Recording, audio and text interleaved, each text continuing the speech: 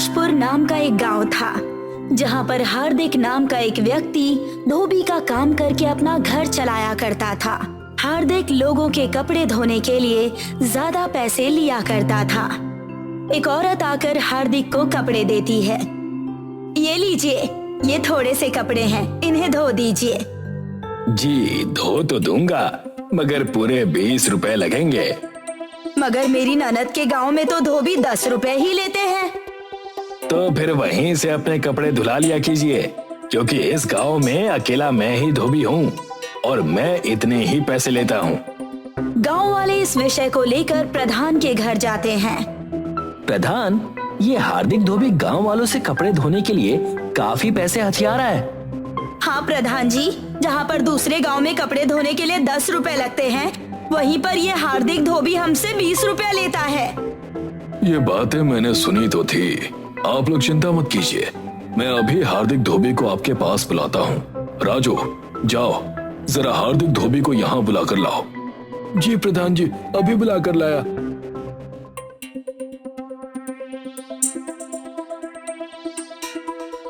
राजू जाकर हार्दिक को बुलाता है और हार्दिक अपने गधे के साथ प्रधान की बैठक में पहुंचता है। धोबी, मैं ये क्या सुन रहा हूँ? तुम लोगों से कपड़े धोने के नाम पर ज्यादा पैसे ऐंठ रहे हो। प्रधान जी, जैसा कि आप जानते हैं, मैं अपने काम के लिए शहर से मंगाया खास कपड़े धोने का पाउडर इस्तेमाल करता हूँ, जो कपड़ों को एकदम नए जैसा कर देता है।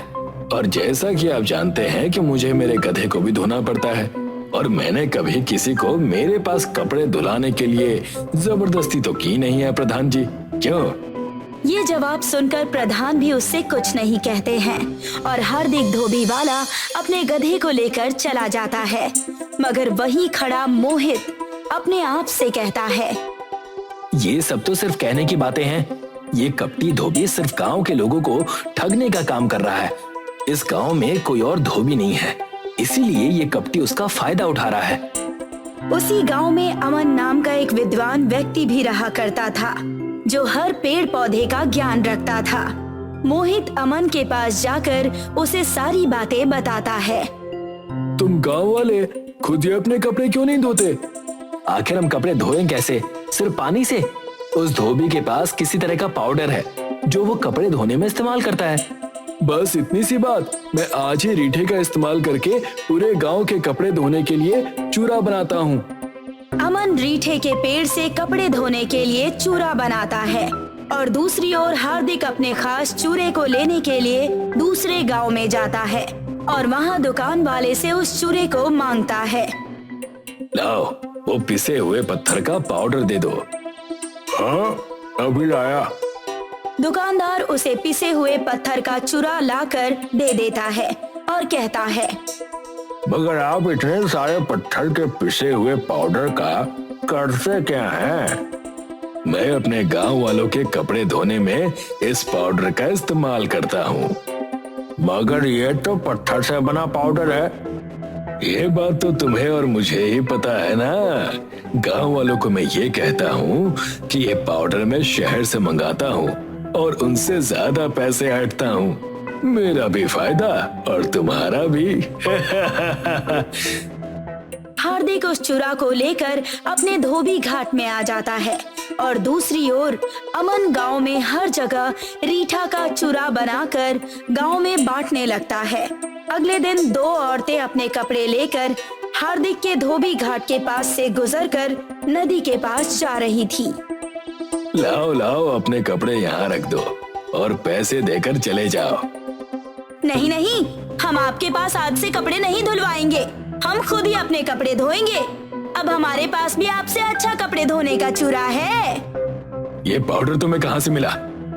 ये चूरा खुद अमन ने अपने हाथों से बनाकर हमें दिया है। धीरे धीरे करके हार्दिक के धोबी घाट पर लोग अपने कपड़े धुलवाना बंद कर देते हैं, जिस पर हार्दिक क्रोधित हो जाता है और कहता है, सब ये अमन चमन की वजह से हुआ है।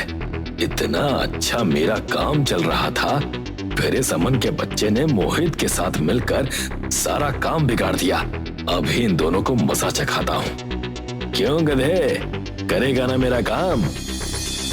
हार्दिक दूसरे गांव से एक ऐसा रंग और चूरा ले आता है जो कपड़े पर लगाने के बाद उसी चूरे से निकल सकता है, और हार्दिक अपने गधे को उस रंग से रंग देता है जिससे कपड़ों से निकालने का चूरा सिर्फ उसके पास होता है। सूखते हुए कपड़े को खराब करने के लिए कहता है, सुनो गधे, तुझे मैंने इन महंगे रंगों से रंगा है।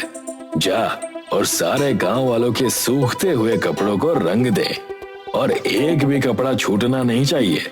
अब जा। गधा अपने मालिक हार्दिक की बात अच्छे से समझ जाता है।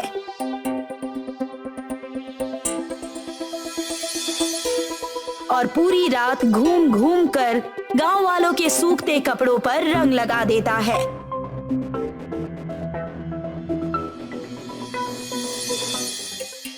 और अगले दिन सब लोग अपने कपड़ों को देखकर दंग रह जाते हैं।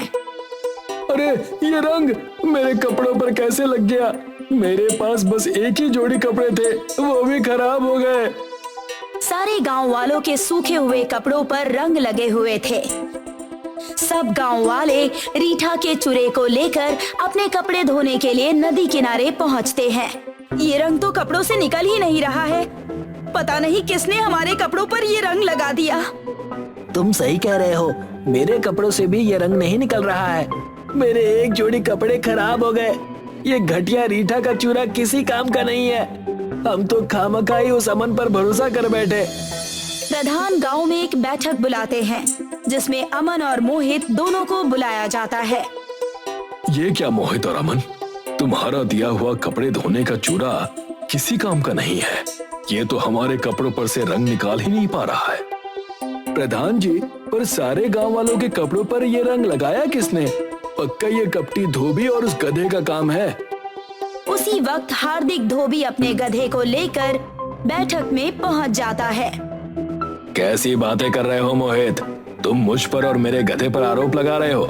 गांव में कुछ भी होता है तो ये अमन और मोहित मुझ पर इल्जाम लगाना शुरू कर देते हैं। हार्दिक अपने गधे को उस रंग को छुड़ाने वाले खास चूरे से नहला देता है, जिसकी वजह से उसके ऊपर का सारा रंग उतर जाता है और उसके पिछले पैर पर अभी भी थोड़ा सा रंग लगा होता है, जिसे अमन देख लेता है। आप लोग चिंता मत कीजिए, मैं कपड़े धोने का ऐसा चूरा बनाऊंगा जो इस रंग को भी निकाल देगा। हाँ हाँ, बनाते रहो। मेरे पास तो पहले से ही ये रंग निकालने का चूरा है जिसे मैंने शहर से मंगाया है। अगर आप लोग अपने कपड़ों पर से ये रंग निकालना चाहते हैं तो बता दीजिएगा, मैं आपके कपड़े अच्छे से धो दूंगा। ठीक है, हम सब तुम्हारे पास कपड़े धुलाने आएंगे। आ जाइए, मगर पूरे 50 रुपए लूंगा, क्योंकि ये रंग छुड़ाने के लिए मैंने एक खास तरह का बहुत ही महंगा चूरा मंगाया है। वो तो आप लोगों की वजह से 50 रुपए में आप लोगों के कपड़े धो रहा हूँ, नहीं तो पूरे 100 रुपए लेता। कल आ जाइएगा, आप लोगों के कपड़े अच्छे से धो दूंगा। अभी मैं निकलता हूँ।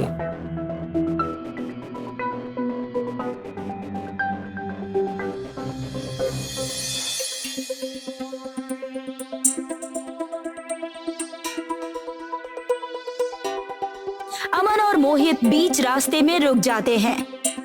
मैं जानता हूँ इसमें पक्का उस कपटी हार्दिक का हाथ है। हाँ, मैं भी जानता हूँ, क्योंकि मैंने उसके गधे के पिछले पैर पर जो गांव के लोगों के कपड़ों पर रंग था ना, उस रंग को देखा। पक्का इस हार्दिक ने इस रंग को निकालने का चूरा कहीं से मंगाया है। मगर अब हम करेंगे क्या? ये कपटी लोगों से 50 रुपए सिर्फ कपड़े धोने के लिए ऐंठ रहा है। तुम चिंता मत करो मोहित, मैं अभी जाकर ये रंग निकालने का चूरा इन रीठों के पौधों से बनाता हूँ। अमन घर जाकर कपड़े धोने के चूरे पर काम करने लगता है और पूरी रात काम करने के बाद वो उस चूरे को बना लेता है। और अगली सुबह सारे गांव वाले अपने रंगे हुए कपड़ों को हार्दिक के पास ले आते हैं। आओ आओ, यहाँ कपड़े रख दो और पूरे 50 रुपए अभी दे दो। जैसे ही गांव वाले अपने कपड़े हार्दिक को देने ही वाले होते हैं, मोहित और अमन वहां पहुंच जाते हैं और लोगों को रुकने के लिए कहते हैं। मैंने इन कपड़ों के रंगों को निकालने वाला चूरा बना लिया है। हाँ, बस आपको इन कपड़ों को सादे पानी की जगह पर गर्म पानी में धोना होगा और सारे रंग निकल जाएंगे। क्या सच में? अगर ऐसा है तो हम गांव वालों के काफी पैसे बच जाएंगे।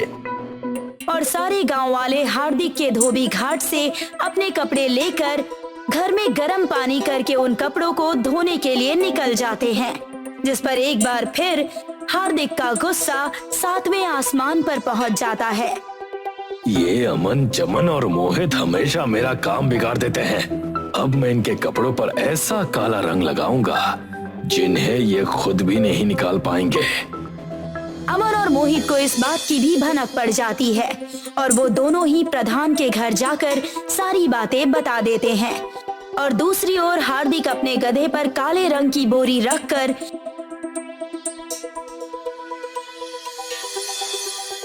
रात के समय निकलता है और रात के अंधेरे में अमन, मोहित और प्रधान छुपे हुए होते हैं। और जैसे ही हार्दिक कपड़ों पर रंग डालने जाता है, रुक जाओ हार्दिक धोबी।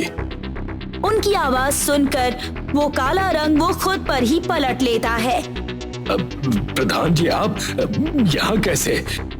मैं सब जान गया हूँ हार्दिक, तुमने ही पहले भी हमारे कपड़ों पर रंग लगाया था। थोड़े से पैसों के लालच में तुम इतने अंधे हो जाओगे, मैं ये नहीं जानता था। आज और इसी वक्त तुम्हें इस गांव से निकाला जाता है। मुझे क्षमा कर दीजिए प्रधान जी, मुझे अपने किए पर पछतावा है। मेरे कपटी स्वभाव में मैं अंधा हो गया था और मैं वचन देता हूँ कि मैं आगे से ऐसा कभी कुछ नहीं करूँगा। प्रधान जी, मुझे लगता है इस धोबी को एक मौका तो मिलना ही चाहिए। हाँ, आखिर इसे अपने किए पर पछतावा जो है। ठीक है, अगर तुम दोनों कहते हो तो मैं इसे एक बार माफ कर देता हूँ।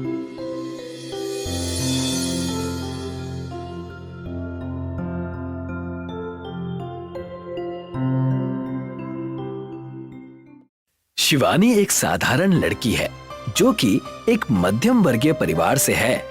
अब शिवानी बड़ी हो गई है, इसीलिए उसके घर वाले उसकी शादी के लिए लड़का ढूंढ रहे हैं। अब तो तू जल्दी ही हमसे दूर होने वाली है बेटी। नहीं माँ, मेरी शादी होने के बाद भी मैं कभी भी इस घर से दूर नहीं होऊंगी।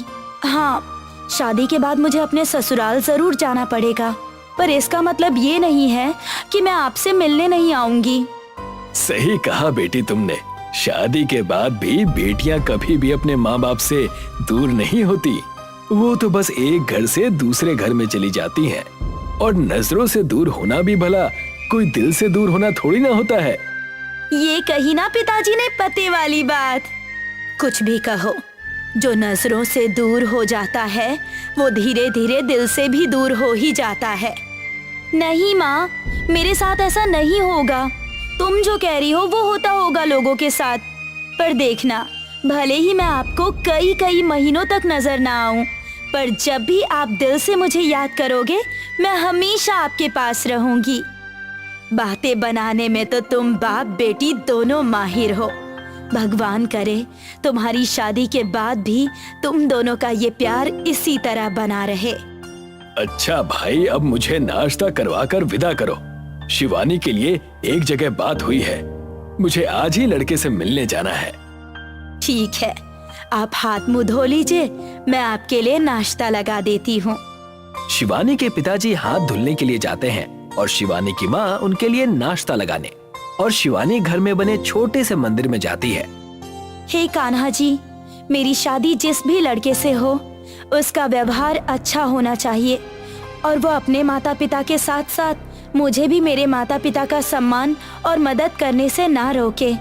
आप तो जानते ही हो कि मेरी शादी के बाद माँ पिताजी दोनों अकेले पड़ जाएंगे। यहाँ शिवानी कान्हा जी से प्रार्थना कर रही थी, वहीं दूसरी ओर उसके पिताजी नाश्ता करके लड़के से मिलने के लिए निकल जाते हैं। लड़के के घर पहुँचने के बाद शिवानी के पिताजी को पता चलता है कि जो हालत उनकी है वही हालत लड़के के घर की भी है। जी नमस्ते, मेरा नाम अतुल है। नमस्ते बेटा, कैसे हो तुम? जी मैं ठीक हूँ। देखो बेटा, मैं बात आगे बढ़ाने से पहले तुमसे एक बात साफ साफ कह देता हूँ। हम लोग गरीब लोग हैं। अगर तुम्हें हमारी बेटी के साथ शादी में दहेज भी चाहिए तो पहले ही बता दो। ये आप कैसी बातें कर रहे हैं? मैं भी आपकी ही तरह एक छोटे परिवार से हूँ। घर में मेरी माँ है और मैं नौकरी के सिलसिले में ज्यादातर शहर में ही रहता हूँ, इसलिए मैं एक ऐसी लड़की ढूंढ रहा हूँ जो शादी के बाद मेरी माँ का ख्याल रखे। बेटा, मैंने अपनी बेटी को आज तक कोई बड़ा तोहफा तो नहीं दिया, पर संस्कार जरूर बड़े दिए हैं। जी, मैं भी इसी में विश्वास रखता हूँ। तोहफे तो कभी भी दिए जा सकते हैं, पर संस्कार देने की भी एक उम्र होती है। और वो उम्र होती है बचपन में। जी, सही कहा आपने। हम दोनों के विचार तो बहुत मिलते जुलते हैं बेटा। बस तुम दोनों एक बार एक दूसरे को पसंद कर लो तो मैं ये रिश्ता पक्का समझ लूं। जैसा आप कहें, मैं तो कभी भी आपकी बेटी को देखने के लिए आ सकता हूँ। कभी भी क्यों? अभी क्यों नहीं? जी, अगर अभी हो सकता है तो चलिए, मैं अभी आपके साथ चल देता हूँ। शिवानी के पिताजी अतुल को लेकर अपने घर आते हैं। अरे बेटा शिवानी, कहाँ हो तुम? देखो घर में कौन आया है। अपने पिताजी की आवाज सुनकर शिवानी उनके पास आती है। शिवानी देखने में बहुत ही सुंदर है, इसीलिए जब अतुल उसको देखता है तो देखता ही रह जाता है। अरे भाई, एक दूसरे को इसी तरह से देखते रहोगे या कुछ कहोगे भी? अपने पिताजी की बातों से शिवानी शर्मा जाती है। मैं पानी लेकर आती हूँ पिताजी। शिवानी और अतुल दोनों एक दूसरे को पसंद करते हैं और इनका रिश्ता पक्का हो जाता है। जल्दी ही शादी का मुहूर्त निकल जाता है और कुछ ही समय में दोनों की शादी हो जाती है। शादी के कुछ समय बाद अतुल अपनी नौकरी के लिए शहर चला जाता है और शिवानी अपने ससुराल में अपनी सास की सेवा में जुट जाती है। कभी कभी तो मुझे यकीन भी नहीं होता कि मेरे बेटे ने ऐसी बहू लाई। आप ऐसा क्यों कह रही हैं माँ जी? आज के जमाने की लड़कियों को देखकर कह रही हूँ बेटी। जब उनसे तुम्हारी तुलना करती हूँ तो मुझे अपने बेटे की पसंद पर बड़ा गर्व होता है। शिवानी की जिंदगी में सब कुछ ठीक चल रहा था। शादी के बाद भी वो हर दिन घंटों तक अपने माँ पिताजी से फोन पर बात किया करती थी और जब भी मौका मिलता उनसे मिलने जाया करती थी। दिवाली आने वाली है, क्या मैं अपनी पहली दिवाली अपने मायके में मना सकती हूँ? तो इसमें पूछने वाली कौन सी बात है बेटा? बस एक छोटी सी गुजारिश है तुमसे। हाँ कहिए ना। मैं भी यहाँ रह रहकर बोर हो गई हूँ। क्या इस बार की दिवाली मैं भी तुम्हारे घर में तुम्हारे माता पिता के साथ मना सकती हूँ? और ये भी भला पूछने वाली बात है क्या माँ जी? ये तो बताने वाली बात है। आप जरूर मेरे साथ चलिए। शिवानी अपनी सास को साथ लेकर अपने मायके चली जाती है। सभी लोग बड़े धूमधाम से दिवाली मनाते हैं। शिवानी के घर में खुशियों का मेला लगा हुआ था कि तभी उसको फोन पर एक बुरी खबर मिलती है कि उसके पति का एक्सीडेंट हो गया है। ये खबर सुनकर शिवानी जोर जोर से रोने लगती है। हे भगवान, ये अचानक से कैसे हो गया? खुशियों के बीच में ये दुख की घड़ी शिवानी को मन ही मन में तोड़ देती है। वो यहाँ से सीधे अपने ससुराल चली जाती है, जहाँ अतुल के कुछ साथी उसको लेकर आए हैं। शिवानी देखती है कि अतुल व्हील चेयर पर बैठा हुआ है। ये क्या हो गया है आपको? मैं अब कभी भी अपने पैरों पर खड़ा नहीं हो सकता हूँ शिवानी। मुझे तो कुछ समझ ही नहीं आ रहा कि क्या कहूँ। मुझसे तो आपकी ये हालत देखी नहीं जाती। अब यही सच है, आज के बाद मैं सिर्फ एक अपाहिज बनकर रह गया हूँ। दुर्घटना में अपने पैर खोने के साथ साथ अतुल ने अपनी नौकरी भी खो दी। अब घर का खर्चा और अतुल की दवाइयों के लिए घर में पैसों की कमी होने लगी, जिस कारण शिवानी नौकरी करने का फैसला लेती है। मुझे समझ नहीं आ रहा कि करूँ तो क्या करूँ। आप दोनों से दूर जाकर शहर में जाकर नौकरी नहीं कर सकती और इस गांव में कोई नौकरी भी नहीं है। मैं बहुत लाचार हूँ शिवानी कि मेरे होते हुए तुम्हें नौकरी करनी पड़ रही है। आप ऐसी बात मत कीजिए। पति पत्नी तो एक दूसरे का सहारा होते हैं और आप चिंता मत कीजिए, कोई ना कोई रास्ता जरूर निकल आएगा। शिवानी को एक बात सोचती है कि उनके गांव से कुछ ही दूर पर एक छोटा सा कारखाना है। वहाँ बहुत से लोग मजदूरी किया करते हैं और वो अब से उनके लिए दोपहर का खाना बना लिया करेगी। अब शिवानी कारखाने के पास अपना एक छोटा सा होटल खोल देती है। मेरी मदद करना कान्हा जी। मैंने आज तक कभी खाना नहीं बनाया, पर मैं खिचड़ी बना लेती हूँ। शायद यहाँ के मजदूरों को मेरी बनाई हुई खिचड़ी पसंद आ जाए। शिवानी एक पतीले में खिचड़ी बनाती है और दोपहर के समय कारखाने के पास जाकर लोगों को आवाज देती है।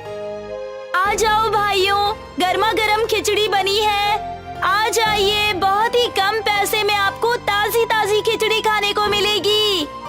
शिवानी की आवाज सुनकर बहुत से मजदूर उसके पास खिचड़ी खाने के लिए आते हैं। क्योंकि खिचड़ी अभी अभी बनी थी, इसलिए लोगों को वो खिचड़ी अच्छी लगती है। वैसे इस खिचड़ी में कोई खास बात तो नहीं है, पर ये गर्मा गर्म है, इसीलिए इसको खाने में मजा आ रहा है। आज पहले ही दिन शिवानी की खिचड़ी की अच्छी खासी बिक्री हो गई, जिससे शिवानी बहुत खुश हो जाती है और वो आज के कमाए हुए पैसों से अपने पति के लिए दवाइयाँ लेकर घर जाती है। ये लीजिए, दवाई खा लीजिए, आपको आराम मिलेगा। दवाइयों के लिए तुम्हारे पास पैसे कहाँ से आए? मेरे होटल में आज अच्छी खासी कमाई हुई है। अब धीरे धीरे शिवानी के होटल में ग्राहकों की संख्या बढ़ने लगी, जिससे शिवानी को लगने लगा कि अब वो अपने ससुराल के साथ साथ अपने मायके का भी खर्च उठा सकती है। पर उसकी ये खुशी भी ज्यादा देर नहीं टिकी, क्योंकि अब मजदूरों को शिवानी की खिचड़ी अच्छी नहीं लग रही थी। पहले दिन खाया तो गर्मा गर्म के चक्कर में अच्छी लग रही थी, पर इतने दिन से खाते खाते मुंह का स्वाद ही बिगाड़ दिया है इस खिचड़ी ने। क्या हुआ भैया, आपको खिचड़ी पसंद नहीं आई? बहन, खिचड़ी पसंद तब आएगी ना जब इसमें कोई स्वाद होगा। हम लोग तुम्हारी खिचड़ी इसलिए खाते थे क्योंकि हमारा लाया हुआ खाना सुबह से पड़े पड़े ठंडा हो जाता था, पर अब लग रहा है कि तुम्हारी इस गर्म खिचड़ी से स्वादिष्ट तो हमारा ठंडा खाना ही होगा। वो मजदूर शिवानी की बनाई हुई खिचड़ी फेंक देता है और अपने घर से लाया हुआ टिफिन खाने लगता है। ये सब देखकर शिवानी को बहुत दुख होता है। भैया, मैं खिचड़ी को गरम कर देती हूँ, तब शायद आपको अच्छी लगेगी। क्या गरम करोगी बहन, अभी तो बनाई है तुमने खिचड़ी, अब इस खिचड़ी को और कितना गरम करोगी? और वैसे भी जिसमें स्वाद ही नहीं है उसको गरम करो या ठंडा, क्या फर्क पड़ता है? मैं तो आज के बाद कभी भी तुम्हारे होटल में खिचड़ी खाने के लिए नहीं आऊंगा। वो मजदूर वहाँ से उठकर चला जाता है और उसके साथ साथ और भी कई सारे मजदूर बिना खिचड़ी खाए चले जाते हैं। शिवानी अब बहुत परेशान हो जाती है और वो अपना होटल इसी तरह खुला छोड़कर वहाँ से घर चली जाती है। शिवानी, मेरी दवाइयाँ खत्म हो गई हैं, क्या तुम मेरे लिए नई दवाइयाँ ला दोगी? ये बात सुनकर शिवानी की आंखों में आंसू आ जाते हैं, क्योंकि उसके पास तो एक भी पैसे नहीं थे। भला दवाइयाँ वो कहाँ से खरीद कर लाती? क्या बात है शिवानी, तुम कुछ परेशान सी लग रही हो, सब ठीक तो है ना? जी ठीक है, वो मेरी आंख में मिर्ची लग गई थी, आंख जल रही है, इसीलिए आंसू आ रहा है। मैं दवाइयाँ लेने जाती हूँ। शिवानी घर से तो निकल जाती है, पर बिना पैसों के दवाइयाँ तो क्या, आज के जमाने में अस्पताल का पता भी नहीं मिलता। ये बात वो अच्छे से जानती थी। वो मुसीबत के समय में कान्हा जी को याद करती है। हे कान्हा जी, मेरी मदद कीजिए, मैं बहुत बड़े संकट में फंस गई हूँ। घर में मेरे पति व्हीलचेयर पर पड़े हैं और मायके में माँ पिताजी की तबीयत भी कुछ ठीक नहीं है। मैं क्या करूँ, मुझे कोई रास्ता दिखाइए। शिवानी कान्हा जी को याद कर ही रही थी कि तभी उसको एक गाय के रंभाने की आवाज सुनाई देती है।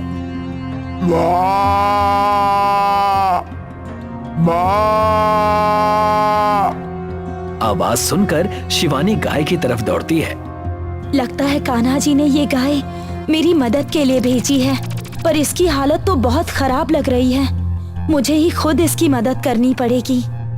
शिवानी उस गाय को अपने पीछे पीछे अपने होटल की तरफ ले चलती है और होटल पहुंचकर वो आज की बनाई हुई वो सारी खिचड़ी गाय को खिला देती है, जिसे उन सभी मजदूरों ने खाने से मना कर दिया था। ये लो गाय माता, इसे खा लो, तुम्हारी भूख मिट जाएगी। गाय बहुत भूखी थी, इसीलिए वो जल्दी ही सारी खिचड़ी खा लेती है। अब शिवानी उस गाय को अपने साथ अपने घर ले जाती है। शाम को जब गाय फिर से रमाने लगती है तो शिवानी उसको चारा देती है, और जब उसकी नजर गाय के थनों पर जाती है तो वो उससे दूध दोहने की सोचती है। लगता है ये एक दुधारू गाय है, इसको धोकर देखती हूँ। शिवानी घर से एक बाल्टी लेकर आती है और गाय को दूहने लगती है। गाय भी बहुत गुणवान थी, वो दूध देना शुरू करती है। उसके दूध में एक अलग ही चमक थी, और एक ही बार में बाल्टी भरकर दूध दे देती है। अरे वाह गाय माता, तुमने तो कमाल कर दिया। अब मैं इस दूध से पनीर निकालूंगी और अपने होटल को फिर से शुरू करूंगी। शिवानी गाय के दूध से पनीर बनाती है। ये पनीर हीरे की तरह चमकदार था और वो उस पनीर को ले जाकर अपने होटल में पनीर खिचड़ी बनाती है। इस जादुई पनीर खिचड़ी की खुशबू से सभी मजदूर फिर से होटल पर खाने के लिए आ जाते हैं। आज तो बहुत अच्छी खुशबू आ रही है, जो भी बना है जल्दी से लगा दो। शिवानी सभी को वो जादुई पनीर खिचड़ी खिलाती है, जो कि सभी को बहुत पसंद आती है और अब शिवानी का होटल फिर से चल पड़ता है। वो अब अच्छे पैसे कमाने लगी है, जिससे वो अपने पति की दवाइयों के साथ साथ अपने माँ पिताजी की भी जरूरतें पूरी करती है। और इसके बाद शिवानी का होटल पनीर खिचड़ी वाला होटल के नाम से मशहूर हो जाता है।